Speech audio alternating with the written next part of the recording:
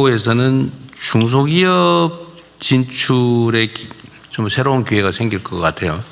네, 지금 중소기업 쪽에서 굉장히 환영하는 분위기고요. 그리고 창업벤처 쪽에서도 지금 스타트업 진출 관련해서 이 창업 부분의 협업을 인도 정부에서 좀 적극적으로 했으면 좋겠다는 얘기가 있어서 별도의 모임을 좀 할 예정이고요.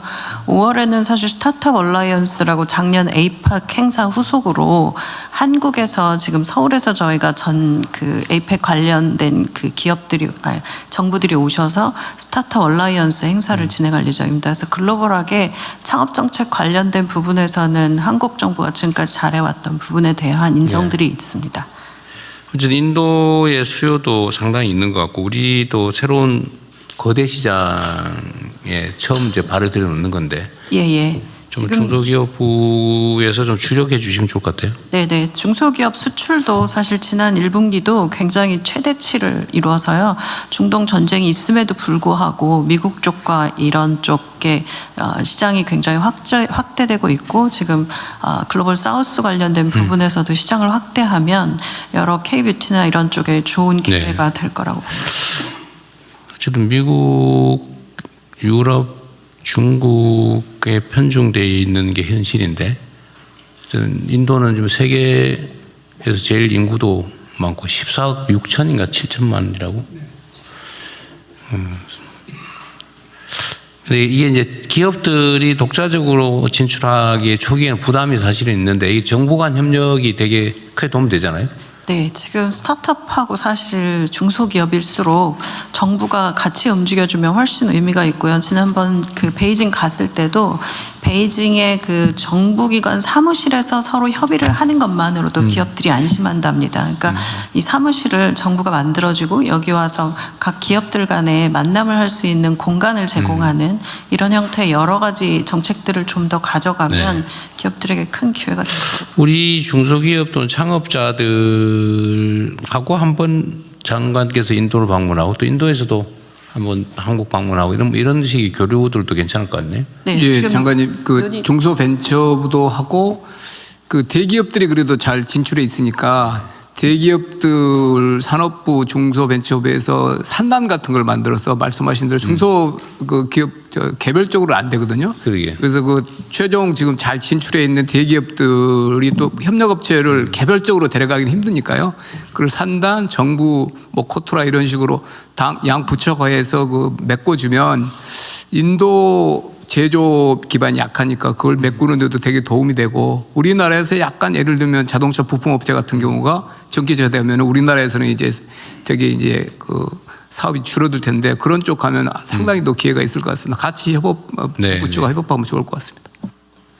그리고 다른 부처들도 마찬가지인데 우리가 지금 정상회담을 하면 뭐 과거에는 어떨지 모르겠지만 그냥 얼굴 보고 그냥 사진 찍고 오는 그런 게 아니고 실제로 우리 기업 진출에 기반 교두구표를 마련하거나 아니면 새로운 아이템을 발굴하거나 또는 가능한 분야의 협력 방안들을 계속 찾아내서 MOU도 하고 근데 이게 한번 하고 나면 그 후에 실제로 진척이 좀 돼야 되는데 좀 옛날에는 어떨지 모르겠지만 이제는 이걸 계기로 삼아서 좀 활성화될 수 있게 각 부처에 좀 신경을 많이 써주세요.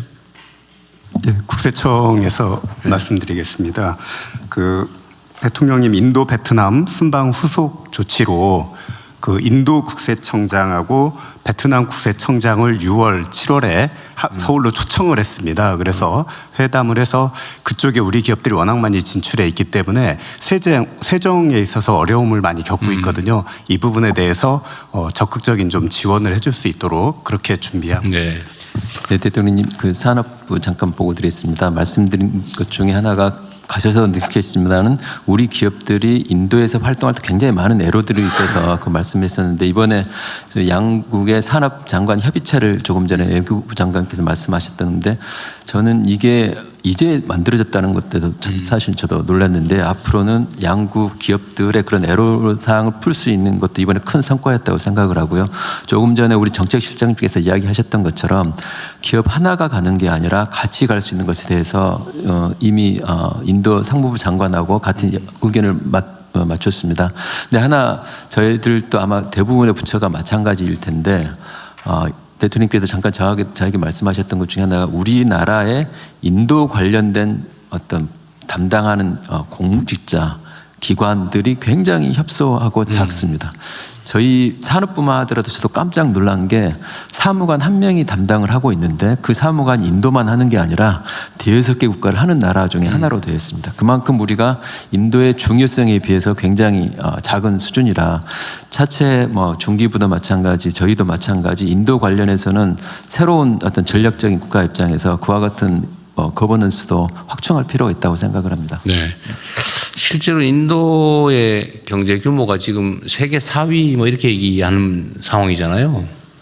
그런데 우리하고 인도하고 무역 규모가 250억 불에 불과하다고 하는 황당무계한 상황이고 보니까, 그리고 인도하고 정상회담을 하는데 세상에 힌두어를 하는 사람이 없어가지고 이중 통역을 하고, 요즘 그래서 요 이중 통역 문제는 최소한 다음에는 안 할 수 있게 특별 특수 교육을 누구 시켜가지고 하나 키우든지, 네. 아니면 어차피 한국하고 인도하고 교류가 산업 교류든 민간 교류든 강화되면 이런 언어 수요가 상당히 많아질 거 아니에요.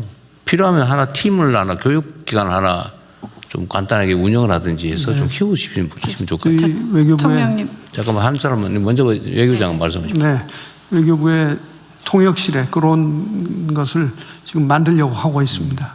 그리고 산업 단지는요, 사실은 벌써 10여 년 전부터 인도 측이 한국 전용 단지를 만들어주겠다 하는 것을 오퍼해 왔었습니다. 다만 우리가 거기에 제대로 그 반응을 못한 것이 그러니까요. 문제입니다. 지금까지 이번 기회에 서로 너무 무심했던 것 같아요. 네, 우리가 좀 더 무심했습니다. 그러니까요. 예, 지금 인도 관련해서 사실 스타트업 업계는 워낙 좋은 개발자들을 많이 확보하고 있는 게 인도였기 때문에 인도에서 개발자 확보를 위해서 일찌감치 좀 스타트업 업계랑 벤처 쪽에서 나가서 닦아놓은 틀들이 있습니다. 그리고 지금 현지에서 보셨을 것 같은데 정의선 그 회장 친구분이라고 했던 그런 그 회사 대표들 이런 분들이 이제 미리 나가서 닦아놓은 스타트업 업계의 인맥들도 있고요. 그리고 투자를 위해서 관계를 맺었던 것도 있고 인도에서 온 개발자 출신들이 한국에서 창업한 개발자들도 있습니다. 그래서 그들과 이제 그 중소벤처기업부가 지난번에 취업과 그 박람회 관련된 부분들을 인도에서 행사를 이번 방문하셨을 때 했었는데요. 관련 부분에서의 좀 네트워크를 좀 강화를 하고 네. 이것들과 중소기업을 연결하고 대기업까지 해서 정책시장님 말씀하신 것처럼 좀 크게 하면 좀 기회가 저는 인도에서는 크게 올 거라고 봅니다. 아니 이게 우리가 이제 시장 다변화를 말로 많이 하지만 실제로 그 인도가 엄청난 잠재력을 가지고 있는데 지금까지 거의 배관시 했던 것 같아요. 각별히 좀 각 부처에서 신경을 쓰도록 하십시오. 법제처장입니다. 베트남과 관련해서 간단히 한 가지 말씀드리겠습니다. 작년에 법제처에서는 그 베트남의 5대2 사업으로 국가법령 정보 시스템과 같은 그 시스템을 구축하는 사업을 따갖고 진척을 시키려고 그랬는데 베트남 측에서 그거를 처음에는 수용했다가 나중에는 안 받겠다고 그랬습니다. 저희가 이제 추측건데 베트남 측은 법제 시스템이 각 부처에서 독자적으로 만들다 보니까 그 법령 체계가 굉장히 내부 모순이 많다고 합니다. 그래서 그게 이제 추진이 안 됐고 아마 해외 그 베트남 진출 기업들도 그 부분은 좀 유념을 해야 될 것 같습니다. 한 가지 더 말씀드리면 그래서 현재 지금 베트남에서는 국가법령 정보 시스템보다는 지금 법제처에서 운영하고 있는 정부 입법 지원 시스템이 있습니다. 그래서 그 부분에 대해서 관심을 많이 갖고 있다고 했고 저희가 1차적으로는 컨설팅을 제공하도록 하겠습니다. 네, 금융위원회 드리겠습니다. 금융 분야도 사실 해외 진출이 굉장히 중요합니다. 국내에서 가계 대출만 하는 게 아니라 결국 기업 금융으로 가야 되고 또 하나의 출구는 해외 가서 결국 이제 진출을 해야 되는데 사실 이럴 때 그 소재국에 사실 금융당국의 재량과 권한이 굉장히 강해서 쉽지 않은데 이때 보니까 정상외교의 그 영향력이 굉장히 큰 거를 느꼈습니다. 이번에 가서 기업은행 같은 경우 이제 본인가를 받았는데 7년 만에 받았고 베트남 정부에서 국내외 어느 은행도 인가를 안 줬는데 7년 만에 처음으로 한국기업은행한테 줬고요. 그다음에 인도도 그렇고 베트남도 QR 결제 연동 이런 것들이 거기는 다 탑다운으로 돼 있기 때문에 사실 당국이 가서 영향력을 행사할 수 있고 힘을 주는 부분이 많은데 이런 부분 계속해서 챙겨보도록 하겠습니다. 네. 제가 손발이 좀 바쁘더라도 많이 다닐 테니까 대신에 후속 조치들 잘해주세요. 네, 문체부 장관입니다. 네. 인도 같은 경우는 양국 간 국민들의 마음속에 서로의 존재가 너무 멀리 느껴지는 부분들이 있는 것 같습니다. 그래서 좀 인적 교류를 좀 활발하게 해야 되는데요. 한국 사람 한 10만 명 정도 가고 있고 14억 인구의 인도 사람들 한 20만 정도밖에 관광에 안 오고 있습니다. 그래서 이 부분에서 좀 더 활성화시키기 위해서 좀 방법을 찾고 있고요. 또 하나는 그 모디 총리님과 같이 말씀하셨던 그 영화 부분도 좀 합작 영화를 공동제작. 예. 많이 만들어서 인도는 전 세계에서 가장 영화를 많이 만들고 있는 나라이거든요. 그래서 같이 협력을 해서 양국 국민들이 서로를 잘 이해할 수 있도록 좀 그런 방법들을 찾아보도록 하겠습니다. 영화 공동제작 얘기는 모디 총리도 직접 얘기한 것 같은데 관심 있고. 네, 그래서 대통령께서 공동 시나리오 공모도 한번 해보자고 말씀하셔서 그 부분도 지금 같이 영화계 쪽이랑 이야기 나누고 있습니다. 저 교육부입니다.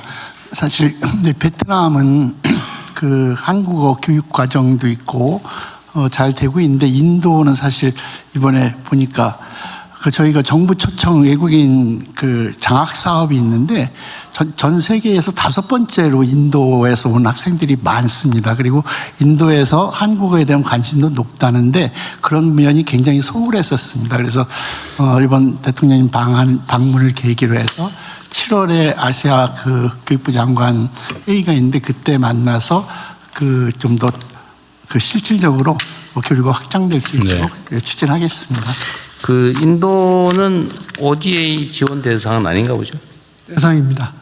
원래는 인도가 G7 국가 외에는 원조를 안 받겠다. 괜히 덴마크 같은 나라 조그만큼 주면서 뭐 여성 그다음에 뭐 환경 조건을 다는데 그래서 안 받겠다 했었는데 10여 년 전에 저희가 주는 걸로 합의를 해가지고 지금 코이카에서도 나가서 활동을. 그러면 한국어 교육이나 힌두어 교육하는 그 사업에 좀 투자를 좀 하시죠. 내가 또 정말 황당하더라고요.